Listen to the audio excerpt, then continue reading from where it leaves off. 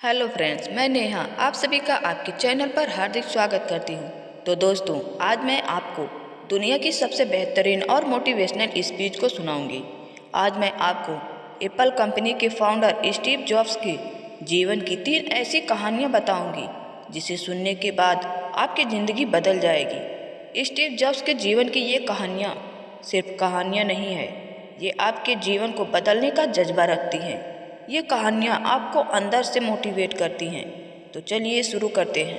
Apple company के founder Steve jobs, जो कि एक ब्रिलियंट लीडर रह चुके हैं, तो क्या ऐसा हो सकता है कि जो बातें स्टीव जॉब्स ने अपने जीवन के 50 सालों में सीखी हो, वो आप सिर्फ 15 मिनट में सीख पाओ? तो उत्तर है हाँ, ऐसा हो सकता है। स्टीव जॉब्स ने स्टैनफोर्ड यूनिवर्सिटी में एक स्पीच दिया था और उसमें उन्होंने अपने जीवन की सबसे बड़ी लर्निंग्स को सिर्फ 15 मिनट में बताया था। इन 3 कहानियों के माध्यम से एक बार दीपक दहिया ने अपने एक सेमिनार में आए ऑडियंस से पूछा था कि आप लोगों में से कितने लोगों ने स्टीव जॉब्स की स्टैनफोर्ड कमेंसमेंट स्पीच सुनी है। तो उन ऑडियंस में से सिर्फ 2 से 4 लोगों ने ही अपने हाथ उठाए, बाकी किसी ने भी नहीं सुनी थी। और उनमें से कई लोगों ने तो इसलिए नहीं सुनी क्योंकि वो स्पीच इंग्लिश में है। इसलिए आज की इस वीडियो में मैं आपको स्टीव जॉब्स के उस स्पीच को हिंदी में बताऊंगी। तो आज शब्द सारे स्टीव जॉब्स के होंगे। मैं बस उनके शब्दों को आवाज़ देकर हिंदी में बहुत ही आसान भाषा के माध्यम से आप तक पहुंचा रही हूं, ताकि कोई भी ऐसा व्यक्ति ना हो जो दुनिया की सबसे बेहतरीन स्पीच को सिर्फ लैंग्वेज बैरियर की वजह से ना सुन पाए। और आपको बता दें कि संदीप माहेश्वरी सर, जिन्हें आप सभी जानते ही होंगे, उन्होंने भी इस स्पीच को सुनने के लिए हाईली रिकमेंड किया है। उन्होंने कहा कि स्टीव जॉब्स की इस स्पीच को हर एक व्यक्ति को सुनना चाहिए। इसलिए आप इस वीडियो को ध्यान से सुनें और वीडियो को पूरा जरूर देखें, क्योंकि वीडियो के लास्ट तक आपको बहुत कुछ सीखने को मिलेगा। तो सिर्फ कुछ 15 मिनट के लिए आप अपनी सारी चिंताओं और सारे विचारों से मुक्त होकर इसे सुने, क्योंकि आज आप वो सुनने वाले हैं जिसकी वजह से आपकी जिंदगी में एक ऐसा परिवर्तन आ सकता है जिसे कभी शायद आपने सोचा भी ना हो। आगे के सभी शब्द स्टीव जॉब्स के होंगे, मैंने बस उसे हिंदी में डब्ड किया है। धन्यवाद। आज विश्व के सबसे बेहतरीन विश्वविद्यालयों में से एक विश्वविद्यालय के दीक्षांत समारोह में आज आपके साथ होना मेरे लिए सम्मान की बात है। मैं आपको सच बताना चाहता हूँ कि मैं कभी किसी कॉलेज से पास नहीं हुआ और आज पहली बार मैं किसी कॉलेज ग्रेजुएशन समारोह के इतने नज़दीक तक पहुंचा हूं। आज मैं आप सभी को अपने जीवन की 3 कहानियां सुनाऊंगा, ज़्यादा नहीं, बस 3 कहानियां। पहली कहानी है डॉट्स कनेक्ट करने के विषय में। रीड कॉलेज में एडमिशन लेने के बाद मैंने 6 महीने के अंदर ही पढ़ाई छोड़ दी थी, लेकिन मैं उसके 18 महीने बाद तक वहाँ किसी तरह आता जाता रहता। तो सवाल यहाँ पर ये आता है, फिर मैंने कॉलेज क्यों छोड़ा? इसकी शुरुआत मेरे जन्म से पहले की है। मुझे जन्म देने वाली माता एक यंग अविवाहित ग्रेजुएट स्टूडेंट थी और वो चाहती थी कि मुझे कोई गोद ले ले, लेकिन इसी के साथ वो यह भी चाहती थी कि जो भी मुझे गोद ले वो कॉलेज ग्रेजुएट जरूर रहे। और इस प्रकार पहले से ही सब कुछ सेट था। मैं एक वकील और उसकी पत्नी द्वारा एडॉप्ट किया जाने वाला था, लेकिन जैसे ही मैं इस दुनिया में आया, लास्ट मिनट पर उन्होंने अपना मन बदल लिया और उन्होंने कहा कि उन्हें तो एक लड़की चाहिए थी। और इसलिए आधी रात को मेरे माता पिता को कॉल किया गया, जो कि वेटिंग लिस्ट में थे, और उन्हें कॉल करके बताया गया कि हमारे पास एक बेबी बॉय है, क्या आप उसे गोद लेना चाहेंगे? और उन्होंने तुरंत हाँ कर दिया। लेकिन बाद में मेरी जन्म देने वाली माता को यह पता चला कि जिन्होंने मुझे गोद लिया है वो कॉलेज ग्रेजुएट नहीं है और पिता तो हाई स्कूल भी पास नहीं है, और इसलिए उन्होंने अंतिम एडॉप्शन पेपर पर साइन करने से मना कर दिया। लेकिन फिर कुछ ही महीने बाद मेरे होने वाले माता पिता ने मेरी माँ को वचन दिया कि हम इसे कॉलेज जरूर भेजेंगे, और इस वजह से मेरी माँ मान गई और फिर मुझे एडॉप्ट कर लिया गया। और कुछ इस तरह मेरी जिंदगी की शुरुआत हुई और 17 वर्ष के बाद मैं कॉलेज गया, लेकिन गलती से मैंने स्टैनफोर्ड के जैसा ही एक महंगा कॉलेज चुन लिया। मेरे वर्किंग माता पिता की सारी पूंजी पढ़ाई में खर्च होने लगी और 6 महीने बाद मुझे इस पढ़ाई का कोई भी महत्व नहीं दिखाई दे रहा था। मुझे कोई भी आइडिया नहीं था कि मैं अपनी जिंदगी में क्या करना चाहता हूँ। कोई आइडिया नहीं था कि किस तरीके से ये कॉलेज मेरी मदद करेगा अपनी जिंदगी में कुछ करने के लिए। और यहाँ मैं अपने माता पिता की जीवन भर की पूंजी पढ़ाई में खर्च करते जा रहा हूँ और इसलिए मैंने कॉलेज ड्रॉप आउट करने का डिसीजन लिया और ये सोचा कि जो होगा अच्छा होगा। उस समय मुझे यही चीज़ बहुत डरावनी लगी, लेकिन जब बीते समय को आज मैं देखता हूँ तो मुझे लगता है यह मेरी ज़िंदगी का सबसे बेस्ट डिसीजन था। वो कैसे, मैं आपको अभी बताता हूँ। जैसे ही मैंने कॉलेज ड्रॉप आउट किया था तो मैंने उस क्लासेस को करना छोड़ दिया था जिसमें मेरा इंटरेस्ट नहीं था और मैं केवल उन्हीं क्लासेस को करता था जिसमें मेरा इंटरेस्ट था। और ये सब कुछ करना कोई इतना आसान भी नहीं था क्योंकि मेरे पास रहने के लिए कोई कमरा भी नहीं था, इसलिए दोस्तों के कमरों में मैं जमीन पर सोता था। मैं कोक की बोतल को लौटाकर मिलने वाले पैसों से खाना खाता था। मैं हर संडे 7 मील पैदल चलकर हरे कृष्णा मंदिर जाता था, जिससे कि हफ्ते में कम से कम एक बार मैं पेट भर कर खाना खा सकूं, और यह मुझे बहुत ही अच्छा लगता था। अब मैं आपको बताता हूँ कि क्यों कॉलेज ड्रॉप आउट करना मेरी ज़िंदगी का सबसे बेस्ट डिसीजन था। वह रीड कॉलेज देश की सबसे अच्छी जगह थी जहाँ कैलीग्राफी सिखाई जाती थी। पूरे कॉलेज परिसर में हर एक पोस्टर, हर एक लेबल पर बहुत ही खूबसूरती से हाथों से कैलीग्राफी किया जाता था। और क्योंकि मैं कॉलेज छोड़ चुका था इसलिए मुझे सामान्य क्लासेस करने की कोई आवश्यकता नहीं थी। तो मैंने डिसीजन लिया कि मैं कैलीग्राफी की क्लासेस करूँगा और इसे अच्छी तरीके से सीखूंगा। तो मैंने सेरिफ और sans सेरिफ टाइप फेसेस के बारे में सीखा, अलग अलग अक्षरों के बीच में स्पेस वेरी करना सीखा और किसी अच्छी टेलीग्राफी को क्या अच्छा बनाती है यह भी मैंने सीखा। यह सब कुछ बहुत खूबसूरत था, ऐतिहासिक था और इतना आर्टिस्टिक था कि इसे साइंस के द्वारा भी कैप्चर नहीं किया जा सकता था और यह सभी मुझे बहुत ही आकर्षक लगता था। उस समय मेरा ऐसा कोई भी विचार नहीं था कि मैं इन चीज़ों का प्रयोग कभी अपने जीवन में करूँगा। लेकिन जब 10 साल बाद हम अपना पहला मैकिंटॉश कंप्यूटर बना रहे थे तब मैंने इसे मैक में डिज़ाइन कर दिया और यह बहुत ही खूबसूरत टाइपोग्राफी वाला विश्व का पहला कंप्यूटर बन गया। अगर मैंने कॉलेज में केवल कैलीग्राफी में ही प्रवेश नहीं लिया होता तो मैक में कभी मल्टीपल टाइप्स फेसेस या प्रोपोर्शनली स्पेस्ड फ़ॉन्ट्स नहीं होते। और क्योंकि विंडोज ने मैक की कॉपी की है, नहीं तो दुनिया के किसी भी पर्सनल कंप्यूटर में यह सब नहीं होता। अवश्य ही जब मैं कॉलेज में था तो भविष्य की इन डॉट्स को देखकर कनेक्ट करना असंभव था, लेकिन जब 10 साल बाद मैं बीते हुए समय को देखता हूँ तो मुझे सब कुछ क्लियर नजर आता है।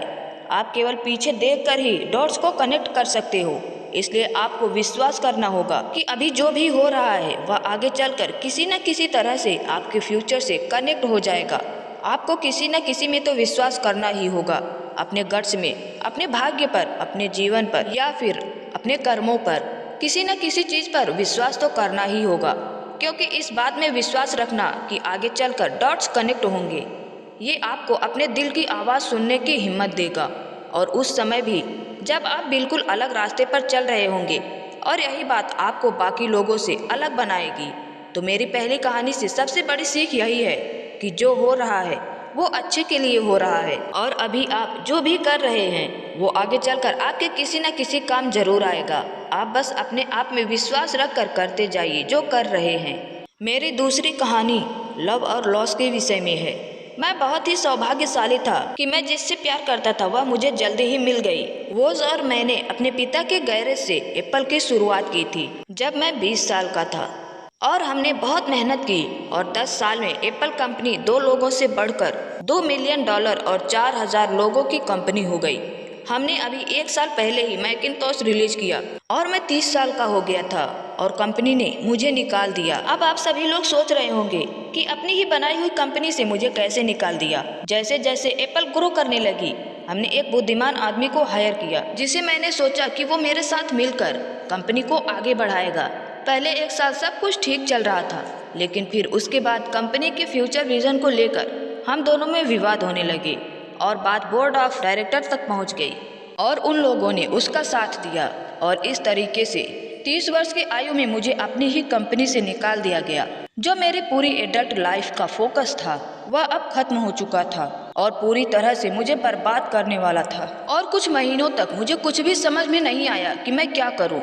मैं एक बहुत बड़ा पब्लिक फेलियर था और एक बार तो मैंने पहले छोड़कर जाने का भी सोचा, लेकिन धीरे धीरे मुझे एहसास हुआ कि मैं जो काम करता हूँ मैं उसके लिए अभी भी पैशनेट हूँ। एप्पल में जो कुछ भी हुआ उसकी वजह से मेरे पैशन में थोड़ी भी कमी नहीं आई। मुझे उन्होंने अस्वीकार कर दिया, लेकिन फिर भी मैं अपने काम से प्यार करता हूँ और इसलिए मैंने एक बार फिर से शुरुआत करने की सोची। मैं उस वक्त यह नहीं देख पाया था, लेकिन अब मुझे लगता है कि एप्पल से निकाले जाने से अच्छा मेरे साथ और कुछ हो ही नहीं सकता था। सफल होने का बोझ अब बिगनर होने के हल्केपन में बदल चुका था। मैं एक बार फिर से स्वयं को बहुत ही हल्का महसूस कर रहा था और इसी आज़ादी की वजह से मैं अपने जीवन के सबसे क्रिएटिव पीरियड में चला गया। अगले 5 सालों में मैंने एक कंपनी नेक्स्ट और दूसरी कंपनी पिक्चर शुरू कर दी और इसी दौरान मैं एक बहुत ही अद्भुत महिला से मिला जो कि आगे चलकर मेरी पत्नी बनी। पिक्चर ने विश्व की पहली computer animated movie toy story बनाई और आज के समय में यह दुनिया का सबसे सफल एनिमेशन स्टूडियो है। और एप्पल ने एक अप्रत्याशित कदम उठाते हुए नेक्स्ट को खरीद लिया और मैं फिर से एप्पल में चला गया। आज एप्पल नेक्स्ट द्वारा विकसित की गई टेक्नोलॉजी का उपयोग करती है। तो यहाँ पर मैं पूरे विश्वास के साथ कह सकता हूँ कि अगर मुझे एप्पल से नहीं निकाला गया होता तो ये सब कुछ मेरे साथ नहीं होता। यह एक कड़वी दवा थी, लेकिन मेरे विचार में मरीज को इसकी जरूरत थी। कभी कभी जिंदगी आपको इस तरह की ठोकर मारती है, लेकिन आप विश्वास मत खोइए। मैं विश्वास के साथ कह सकता हूँ कि मैं सिर्फ इसलिए आगे बढ़ता गया क्योंकि मैं अपने काम से प्यार करता था। जितना अपने काम को जानना जरूरी है, उतना ही जरूरी है अपने काम को खोजना जिसे आप सच में एंजॉय करते हो, क्योंकि आपका काम आपकी जिंदगी का बहुत बड़ा हिस्सा होता है। वास्तविक रूप से संतुष्ट होने का सिर्फ यही एक तरीका है कि आप वो करें जो आप करना पसंद करते हैं। और अगर अभी तक आपको वो काम नहीं मिला है तो आप रुकिए मत, उसे खोजते रहिए। जैसा कि दिल से जुड़ी हर एक चीज में होता है, वो जब आपको मिलेगी आपको पता चल जाएगा। और जैसा कि किसी अच्छे रिलेशनशिप में होता है, वो समय के साथ साथ और अच्छा होता जाएगा। इसलिए इसे खोजते रहिए, रुकिए मत। मेरी तीसरी कहानी मृत्यु के बारे में। जब मैं 17 साल का था तब मैं एक कोट पढ़ा था कि यदि आप हर दिन ऐसे जिएंगे जैसे आपकी जिंदगी का आखिरी दिन है तो आप किसी न किसी दिन सही साबित हो जाएंगे। और इसने मेरे दिमाग पर एक बहुत ही बड़ी छाप छोड़ दी और तब से पिछले 33 सालों से मैं हर सुबह उठकर शीशे में देखता हूँ और खुद से एक सवाल करता हूँ कि अगर आज का दिन मेरी जिंदगी का आखिरी दिन होता तो क्या मैं आज वो करता जो मैं करने वाला हूँ। और अगर इसका आंसर ना होता तो मैं समझ जाता हूँ कि कुछ न कुछ बदलने की ज़रूरत है। इस बात को याद रखना कि एक दिन मरना है। किसी भी चीज़ के खोने के डर को दूर करने का सबसे अच्छा तरीका है आप पहले से ही नंगे हैं। ऐसा कोई भी कारण नहीं कि आप अपने दिल की ना सुने। करीब 1 साल पहले ही मुझे पता चला कि मुझे कैंसर है। सुबह 7:30 बजे मेरा स्कैन हुआ और उसमें साफ दिखाई दे रहा था कि मेरे पैंक्रियाज में ट्यूमर है। और सच कहूँ तो मुझे ये भी नहीं पता था कि पैंक्रियाज क्या होता है। डॉक्टर ने लगभग पूरे विश्वास के साथ मुझे बताया कि मुझे एक ऐसा कैंसर है जिसका उपचार करना संभव नहीं है और अब मेरे पास केवल 3 से 6 महीने ही बचे हैं। डॉक्टर ने मुझे सलाह दी कि मैं घर जाऊं और सभी चीज़ें व्यवस्थित कर लूं। यानी कि डॉक्टर की भाषा में मतलब था कि आप मरने की तैयारी कर लीजिए। यानी कि वो सारी चीज़ें जो आप अगले 10 सालों में करने वाले थे वो बचे हुए दिनों में कर लीजिए, क्योंकि आपका अंतिम समय आ चुका है। मैंने इस डायग्नोसिस के साथ पूरा दिन बिता दिया और शाम को मेरी बायोप्सी हुई, जहां मेरे गले के रास्ते से पेट से होते हुए एक एंडोस्कोप डाला गया और सुई से ट्यूमर के कुछ सेल्स निकाले गए। उस वक्त मैं पूरी तरह से बेहोश था, लेकिन मेरी पत्नी और वहां पर जो भी उपस्थित था कि जब डॉक्टर ने माइक्रोस्कोप से मेरे सेल्स को देखा तो वह भी रो पड़ा, क्योंकि सेल्स देखकर डॉक्टर समझ गया था कि मुझे एक बहुत ही दुर्लभ प्रकार का कैंसर हुआ है जो कि सर्जरी से ठीक हो सकता है। तो मेरी सर्जरी हुई और सौभाग्य से मैं अब बिल्कुल ठीक हूँ। मौत के इतने करीब तक मैं पहले कभी नहीं पहुंचा और मैं उम्मीद करता हूं कि आने वाले कुछ समय तक मैं पहुंचूं भी ना। और यह सब देखने के बाद मैं पूरे विश्वास के साथ मैं यह कह सकता हूं कि मृत्यु एक उपयोगी लेकिन विशुद्ध रूप से बौद्धिक संकल्पना है। कोई भी मरना नहीं चाहता, यहाँ तक कि वो लोग जो स्वर्ग जाना चाहते हैं वो भी वहाँ जाने के लिए मरना नहीं चाहते। मृत्यु ही वह स्थान है जहाँ पर हम सभी लोग जाते हैं। आज तक कोई भी इससे बचा नहीं है और ऐसा होना ही चाहिए, क्योंकि इस जीवन का एकमात्र सबसे बड़ा आविष्कार है वो है मृत्यु। यह जिंदगी को बदलती है, पुराने को समाप्त करने का रास्ता खोलती है। और इस समय पर आप सभी लोग नए हैं और कुछ ही समय में आप सभी लोग पुराने हो जाओगे और रास्ते से साफ हो जाओगे। इतना ज़्यादा नाटकीय होने के लिए मैं आप सभी से माफ़ी चाहता हूँ, लेकिन यही सत्य है। बेकार की सोच में मत फंसिए, औरों के विचार के शोर में अपने अंदर की आवाज़ को मत दबाइए। और सबसे महत्वपूर्ण बात यह है कि अपने दिल की और सहज बुद्धि की बात सुनने का साहस रखें, क्योंकि वो आपको पहले से ही जानते हैं कि तुम वास्तव में क्या बनना चाहते हो। और अंत में मैं आप सभी से यही कहना चाहूँगा, स्टे हंग्री, स्टे फुलिश। मैंने हमेशा अपने लिए यही मांगा है और जब आप सभी लोग यहाँ से ग्रेजुएट हो रहे हो तो मैं आप सभी के लिए विश करता हूँ स्टे हंग्री, स्टे फुलिश, यानी कि भूखे रहिए और मूर्ख रहिए। भूखे यानी कि आपके अंदर कुछ करने की भूख होनी चाहिए, और मूर्ख रहो क्योंकि मूर्ख रहकर ही आप कुछ सीख पाओगे। अगर आपको लगता है कि आप पहले से ही सब कुछ जानते हैं तो आप कुछ भी नहीं सीख पाएंगे। Stay hungry, stay foolish. आप सभी का बहुत बहुत धन्यवाद। और दोस्तों, मैं आशा करती हूँ कि आपने इस वीडियो से बहुत कुछ सीखा होगा।